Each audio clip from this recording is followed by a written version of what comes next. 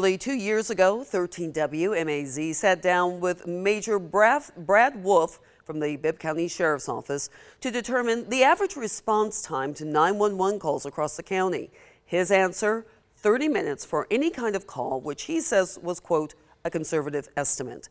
Tonight, Maggie Fitzgerald checked in with the Sheriff's Office to see whether the answer has changed amid ongoing concerns when making that call for help.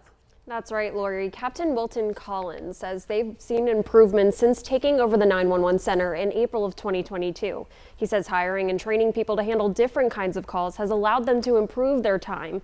But a list that prioritizes those calls based on level of emergency has left at least one person frustrated.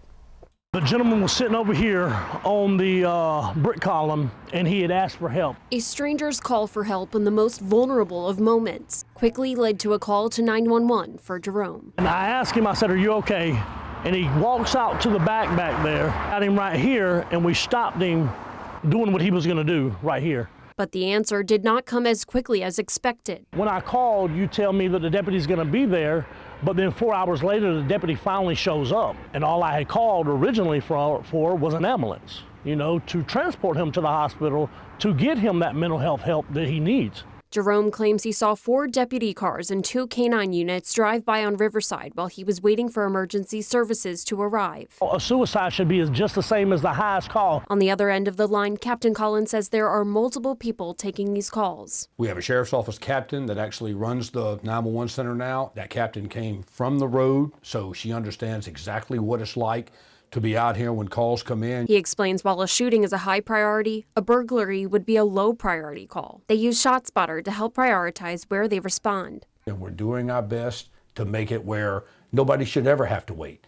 But that's not the reality. The reality is we will get there. We will help you as much as we can. Your emergency, regardless of what we think of it, is our emergency. But for Jerome, emergencies like this cannot wait. The sheriff needs to crack down on the response time. Now, Lori, Captain Collins did not share the office's current average response time with me. He said while we were talking, 20 calls were answered in real time with another few on hold. Back to you.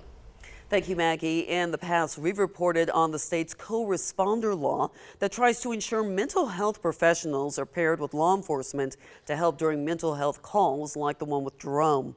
In January of 2023, we reported River Edge behavioral health clinicians would be on call if deputies ask for help for someone in crisis.